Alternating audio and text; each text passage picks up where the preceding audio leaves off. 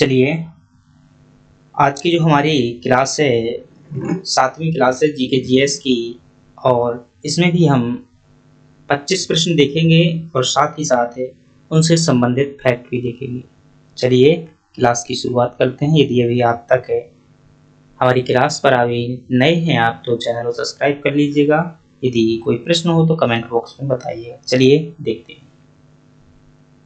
पहला प्रश्न है हमारे सामने कि सातवाहनों ने पहले स्थानीय अधिकारियों के रूप में काम किया था। कहाँ पर काम किया था दोस्तों? जो सातवाहन शासक हुए मगध में अगर बात करें तो ये थोड़ा सा हम पेन चेंज कर लेते हैं। सातवाहन शासक दोस्तों जो है मौर्य, फिर शुंग और शुंगों के बाद कण्व, इसी समय पर जो है सातवाहन भी हुए हैं। और ये सातवाहन जो शासक थे पहले अपने पूर्वजों मौर्यों के यहाँ पर नौकरी किया करते थे, बाद में जो है शासक बन गए। तो प्रश्न पूछता है कि किसके समय पर ये स्थानीय अधिकारी के रूप में काम किया था? तो ये मौर्यों के समय पर स्थानीय अधिकारी के रूप में कार्य करते हैं।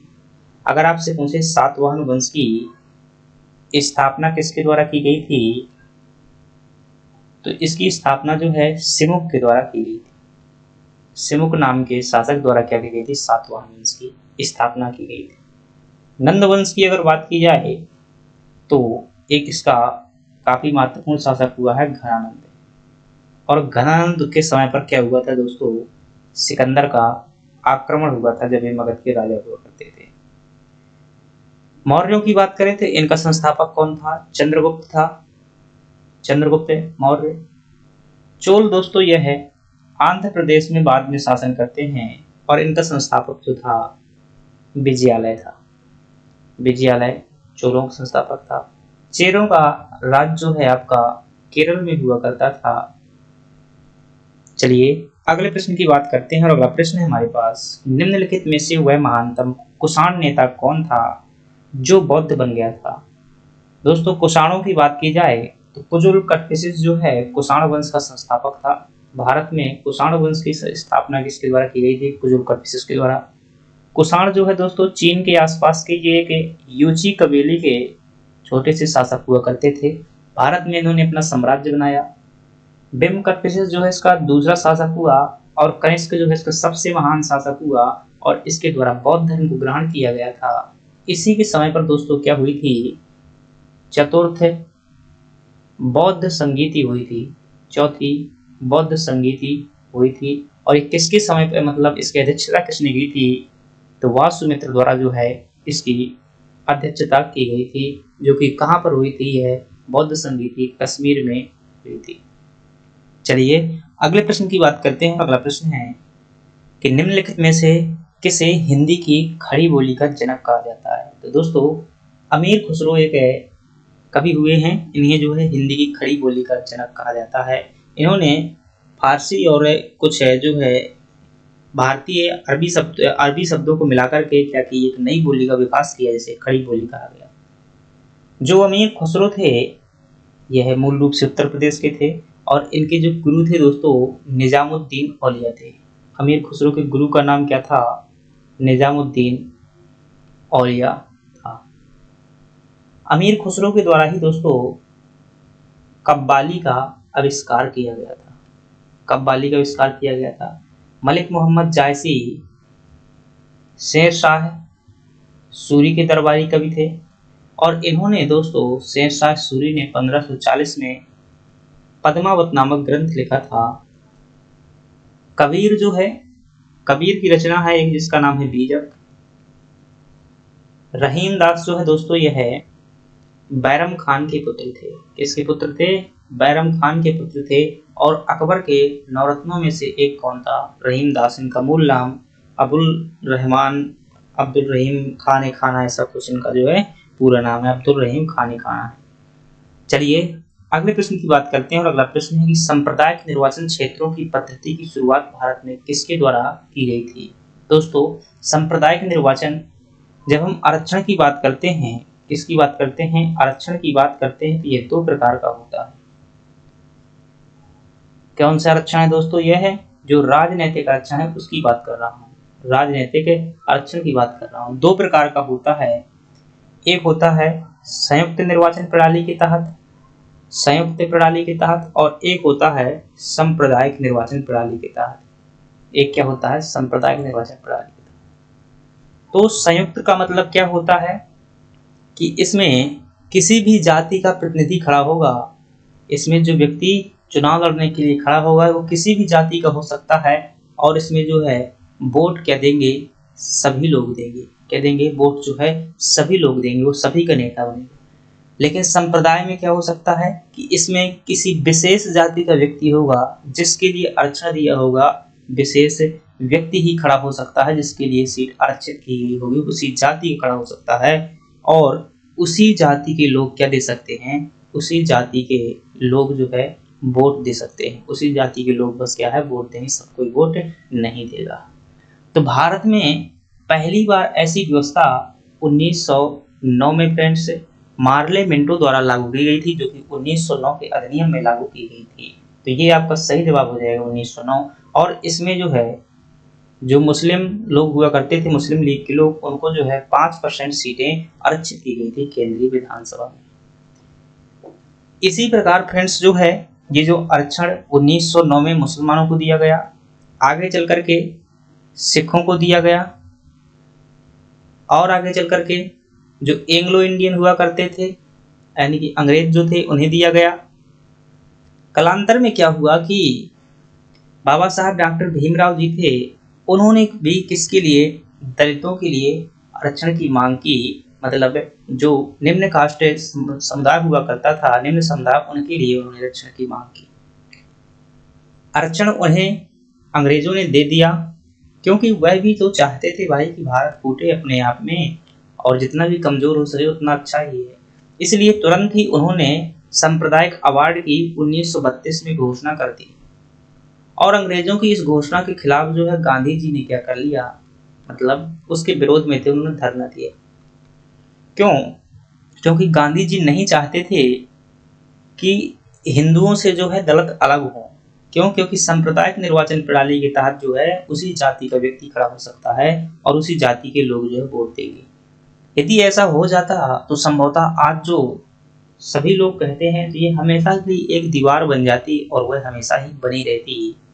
इसी के खिलाफ जो है गांधी जी इसके खिलाफ थे, और आगे चलकर के 1932 में पूना पैक्ट हुआ, और पूना पैक्ट के तहत जो है दलितों को आरक्षण दिया गया। कौन सी प्रणाली के तहत? गांधी जी ने इस प्रणाली के तहत आरक्षण दिलवाया, और इसमें जो है दुगनी सीटें जो है आरक्षित की गई थी, जितनी की सांप्रदायिक निर्वाचन प्रणाली के तहत शायद भर 48 से 44 सीटें दी जा रही थी, तो गांधी जी ने इसमें जो है 78 सीटें दिलवाने का बात की थी, और वो मिली भी थी। चलिए आपका प्रश्न हो गया, देखते हैं अगला।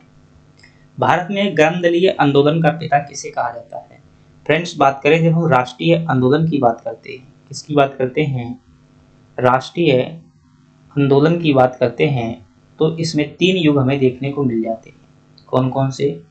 एक है उदारवादी युग, उदारवादी युग, एक मिल जाता है उग्रवादी युग, उग्रवादी युग, और एक मिल जाता है गांधी युग। ये समय रहता है आपका 1885 से लगा करके 1905 तक का समय, ये रहता है 1905 से लगाकर 15 तक का समय, और ये रहता है 1915 से लगाकर के 1947 तक का समय। तो इसमें जो नेता हुआ करते थे उन्हें क्या कहा जाता था? उनका स्वभाव जो था गर्म प्रवृत्ति का था, इसलिए उन्हें उग्रवादी अथवा गर्मपंथी नेता भी कहते थे। और इसमें हुआ करते थे लाला लाजपत राय, बाल गंगाधर तिलक, बिपिन चंद्र पाल और अरविंद घोष, 4 नेता हुआ करते थे। तो इसमें जो है आपके सामने इन चारों में से कौन सा विकल्प दिया हुआ? तो बाल गंगाधर तिलक वाला सही हो जाएगा। यही जो है गर्म दल के नेता थे। हालांकि और भी थे, लेकिन ऑप्शन में हमारे पास है ही नहीं है, तो आपका सही जवाब क्या हो जाएगा? बी हो जाएगा, डी सॉरी। सरदार पटेल की दोस्तों बात करेंगे तो इन्होंने 1928 में बारदोली सत्याग्रह किया था। कौन सा सत्याग्रह है? बारदोली सत्याग्रह किया था। मोतीलाल नेहरू ने दोस्तों और सी आर दास दोनों ने मिलकर के जो है स्वराज दल का गठन किया था। स्वराज दल का गठन किया था 1923 में। गोपाल कृष्ण गोखले, इन्होंने जो है 1905 में भारत सेवक समाज की स्थापना की थी। किसकी स्थापना? भारत सेवक समाज की स्थापना की थी। तो ये प्रश्न आपको ध्यान रखना है। बाल गंगाधर जी की एक किताब है जिसका नाम है गीता रहस्य, बहुत महत्वपूर्ण किताब है, पूछी जाती है परीक्षा में। चलिए अगला प्रश्न देखते हैं। भारत में सर्वाधिक लोहा उत्पादन करने वाला राज्य है, तो दोस्तों सर्वाधिक लोहा उत्पादन करने वाला राज्य कौन सा है? उड़ीसा है। झारखंड में भी होता है, छत्तीसगढ़ में भी होता है, मध्य प्रदेश में भी होता है, लेकिन आगे कौन है? उड़ीसा है। अगर आपसे पूछे तांबा में कौन सा राज्य है, तो आप क्या बताएंगे? मध्य प्रदेश बताएंगे। हीरा में आपसे पूछे तो उसमें भी क्या बताएंगे आप? मध्य प्रदेश बताएंगे। आपसे पूछे तांबा हो जाएगा, हीरा हो जाएगा, कोयला में पूछे तो कोयला में आपका क्या हो जाएगा? उड़ीसा हो जाएगा। और आपसे पूछे जैसे अभ्रक है, अभ्रक में क्या हो जाएगा? आंध्र प्रदेश हो जाएगा, आंध्र प्रदेश हो जाएगा। तो इस प्रकार से आपको ये जो है ध्यान रखना है। यूरेनियम की दोस्तों एक खान है जिसका नाम है जादूगोड़ा खान। ये किससे संबंधित है?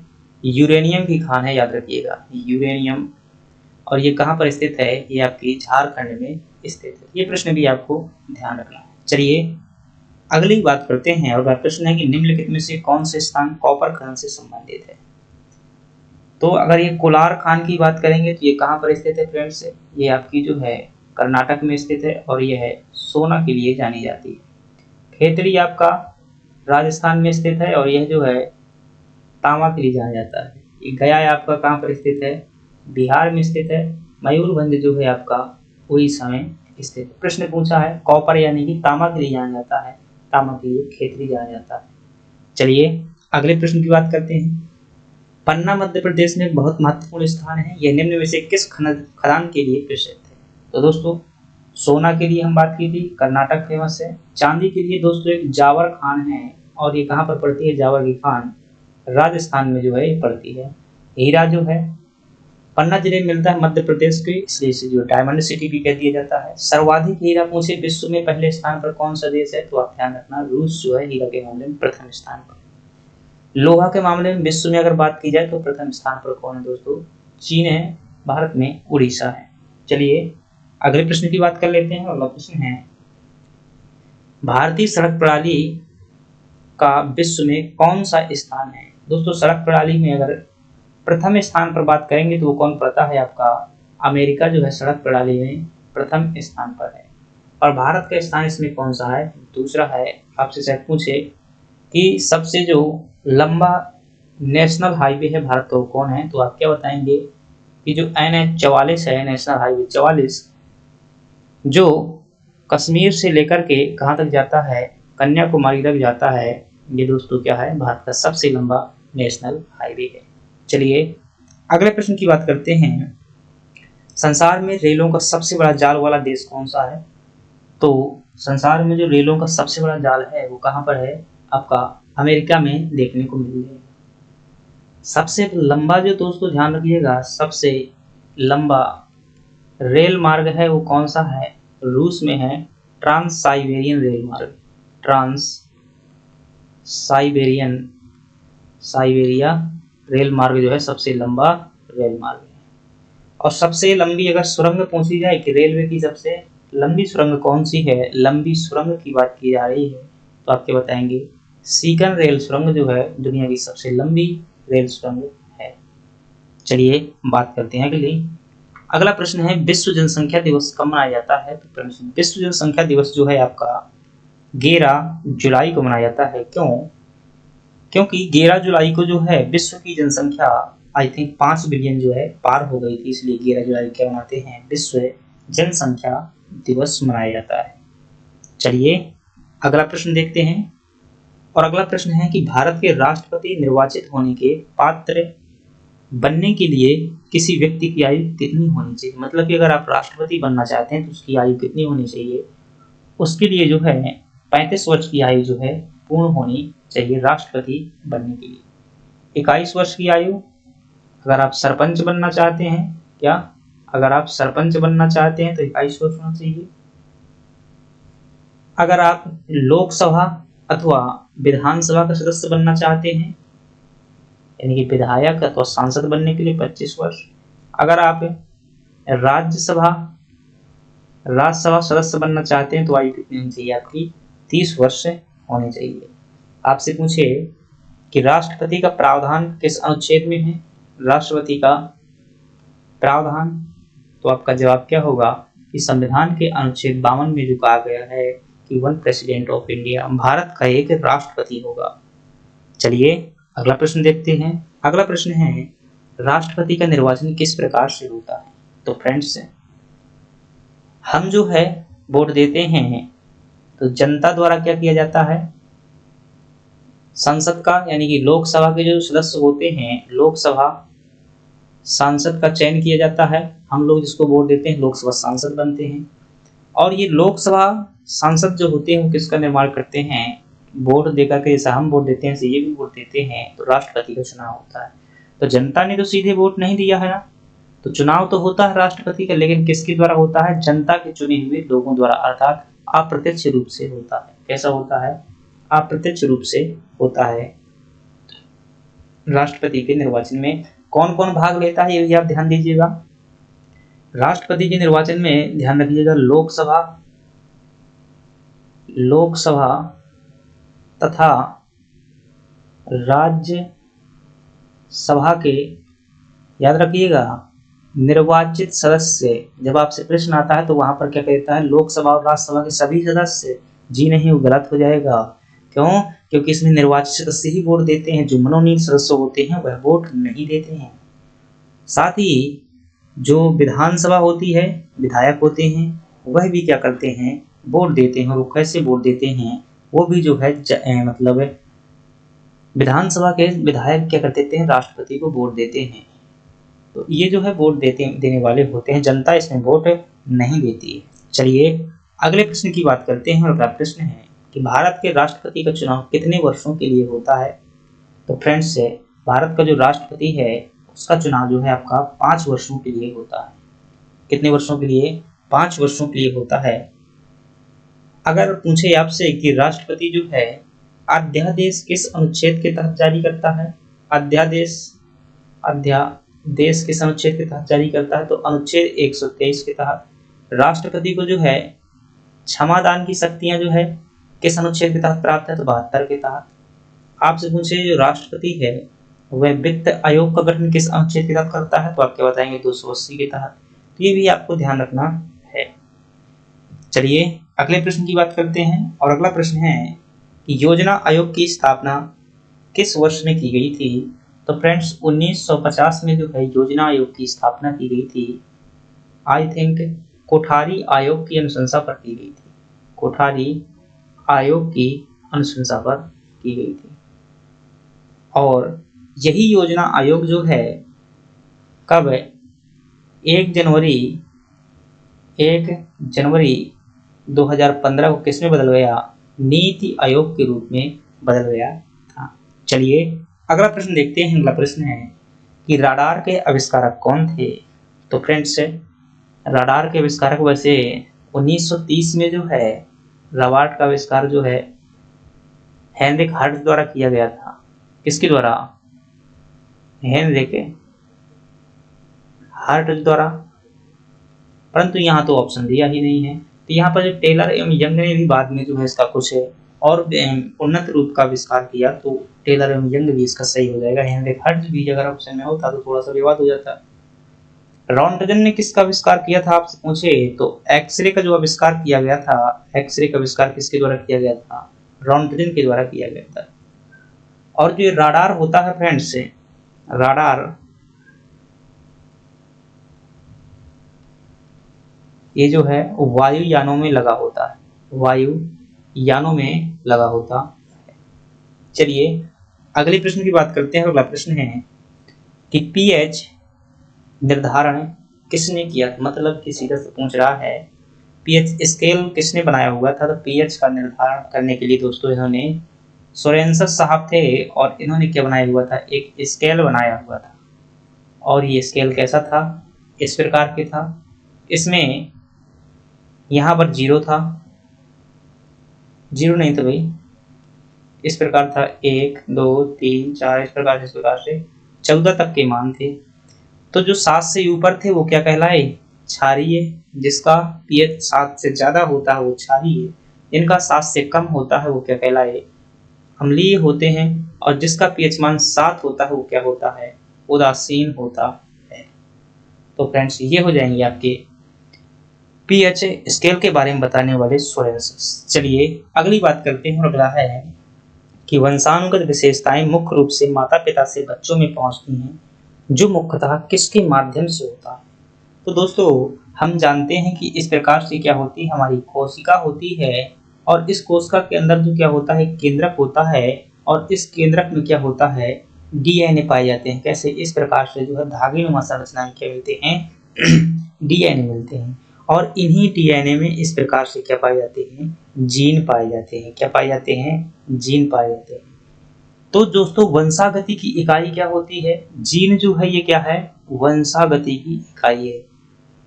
वंशागति की इकाई मतलब कि एक वंश से जो दूसरे वंश में विशेषताएं ट्रांसफर होती हैं उसका मुख्य इकाई क्या है? जीन है। प्रश्न पूछता है कि वंशानुगत विशेषताएं मुख्य रूप से माता पिता से बच्चों में पहुंचती हैं, जो मुख्यतः किसके माध्यम से? जीन के माध्यम से। सही वाक्य हो जाएगा, जीन हो जाएगा। युग्मक क्या होता है दोस्तों? युग्मक को जो है इंग्लिश में हम क्या कह देते हैं? जायगोट भी कह देते हैं। और ये क्या होता है? अंडाणु और शुक्राणु को जब मिल जाते हैं तो जो पदार्थ बनता है, जो मतलब कोशिका बनती है, एक दोनों कोशिकाओं के मिलकर बनने वाली कोशिका क्या कहलाती है? जायगोट कहलाती है। एंजाइम रासायनिक पदार्थ होते हैं। सेंट्रोसोम जो है दोस्तों हिंदी में से क्या कहा जाता है? तारक काय कहा जाता है। तारक काय, तारक काय कहते हैं इसे। और यह जो है तारक काय सबसे पहले कोशिका विभाजन में सहायक होता है। पूछे प्रश्न की कोशिका विभाजन में सबसे पहले किसका विभाजन होता है? तारक काय जो है कोशिका के अंगों में यही अलग होता है। चलिए अगली बात करते हैं। अगला प्रश्न है कि एक सामान्य शरीर कोशिका में गुणसूत्रों की संख्या कितनी होती है? तो दोस्तों सामान्य कोशिका में जो गुणसूत्रों की संख्या होती है वो कितनी होती है? 23 जोड़ा होता है। कितना होता है? 23 जोड़ा होता है। ये जो 23 जोड़ा होता है, जो कि जोड़ा है तो क्या हो जाएंगे? टोटल 46 हो जाएंगे। 22 जोड़ा दोस्तों समान होते हैं, ध्यान रखिएगा। 22 जोड़ा क्या होते हैं? सभी में चाहे महिला हो चाहे पुरुष उसमें समान होते हैं। लेकिन जो 23वां जोड़ा होता है, क्या जो 23वां जोड़ा होता है तो वह अगर मेल में देखेंगे तो क्या होता है? XX होता है। सॉरी, मेल में क्या होता है? XY होता है। और जो फीमेल में होता है वो क्या होता है? XX होता है। तो 23वां जोड़ा, 22 तो सभी के समान होते हैं लेकिन दो क्या होते हैं? अंतर होते हैं। 23वां जोड़ा महिलाओं में XX और पुरुषों में XY होता है। इसीलिए तो लिंग निर्धारण का कार्य कौन करता है दोस्तों? पुरुष द्वारा किया जाता है। कि मतलब कोई भी महिला जो है कौन संतान को जन्म देगी, लड़की को जन्म देगी या लड़का को जन्म देगी, तो उसका निर्धारण किसके द्वारा किया जाता है? पुरुष के गुणसूत्र द्वारा ही होता है। क्योंकि महिला के पास में तो क्या है भाई? समान गुणसूत्र हैं। अगर पुरुष द्वारा X गुणसूत्र आता है तो क्या हो जाएगा? कन्या का जन्म होगा, लक्ष्मी का जन्म होगा, लड़की का जन्म होगा। अगर Y गुणसूत्र मिल जाता है तो क्या हो जाएगा? पुरुष का जन्म होगा, नहीं बाल बच्चा का जन्म होगा, यानी क्या बोली भाई? मेल। तो कुल कितने गुणसूत्र होते हैं? तो दोस्तों होते हैं वो आपके 46 गुणसूत्र होते हैं। समान शरीर कोशिका में गुणसूत्रों की संख्या कितनी होती है? 46 होती है, यानी कि 23 जोड़े होते हैं। चलिए अगला प्रश्न है, पंचवर्षीय योजना को अनुमोदित करने वाली सर्वोच्च संस्था कौन सी है? थोड़ा सा दोस्तों प्रश्न काफी आप समानता से गलत कर सकते हैं। कई लोग कहेंगे कि नीति आयोग होता है, तो इसका सही जवाब है आपका राष्ट्रीय विकास परिषद है। और इसके अध्यक्ष कौन होते हैं? इसके अध्यक्ष साहब जो होते हैं PM होते हैं। पंचवर्षीय योजनाओं का अनुमोदन करने वाली सर्वोच्च संस्था थी वो कौन थी? राष्ट्रीय विकास परिषद। वित्त आयोग का प्रावधान दोस्तों किसमें है? अनुच्छेद 280 में है। केंद्रीय कैबिनेट, कैबिनेट शब्द दोस्तों अगर बात करें कहां पर है? 252 में, 352 में कैबिनेट शब्द का उल्लेख किया गया है। नीति आयोग जो है 1 जनवरी 2015 को क्या है? गठित किया गया था योजना आयोग के स्थान पर। चलिए अगला प्रश्न है कि HTML का पूरा नाम क्या होता है? तो फ्रेंड्स तो HTML आपने जो है जैसे क्या बनाते हैं भाई, इस प्रकार से मोबाइल आप खोलते होंगे तो वहां पर एक पेज खुलता होगा, उसमें कुछ लिखा होगा। आपने सर्च किया भारत के प्रथम राष्ट्रपति कौन है, तो यहाँ पेज खुलेगा, तो जो पहला पेज खुलता है उसे क्या कहते हैं दोस्त, याद रखिएगा, होम पेज कहते हैं। तो किसी भी वेबसाइट का पहला पेज क्या कहलाता है, होम पेज कहलाता है। अब नीचे जब स्क्रॉल करेंगे तो कई पेज जो है एक दूसरे से कनेक्टेड होते हैं। क्या होते हैं, कई पेज एक दूसरे से इस प्रकार से कनेक्टेड होते हैं। तो इन जब सभी पेजों का जो समूह होता है, इन्हीं सबको क्या कह दिया जाता है, वेबसाइट कह दिया जाता है।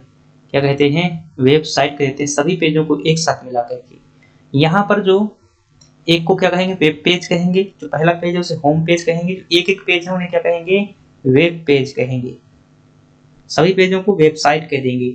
ये जो यहाँ पर जुड़ा हुआ है इसे क्या कहते हैं दोस्तों, हाइपर लिंक कहते हैं। क्या कहते हैं इसे, हाइपर लिंक कहते हैं। जो एक पेज दूसरे पेज से जिस लिंक के माध्यम से कनेक्टेड होते हैं उसे क्या कहते हैं, हाइपर लिंक कहते हैं। याद रख लीजिएगा भाई, बहुत अच्छे कॉन्सेप्ट बता रहा हूँ।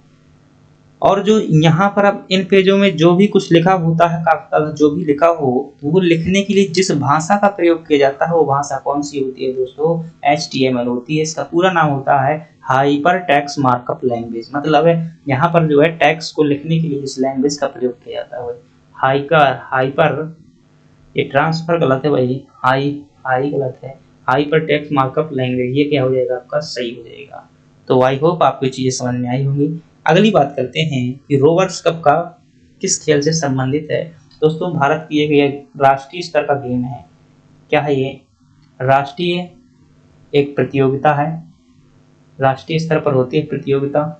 और ये प्रतियोगिता दोस्तों किससे संबंधित है, फुटबॉल से। इसी प्रकार से फुटबॉल से एक और चीज संबंधित है जिसका नाम है संतोष ट्रॉफी। संतोष ट्रॉफी किससे संबंधित है, फुटबॉल से।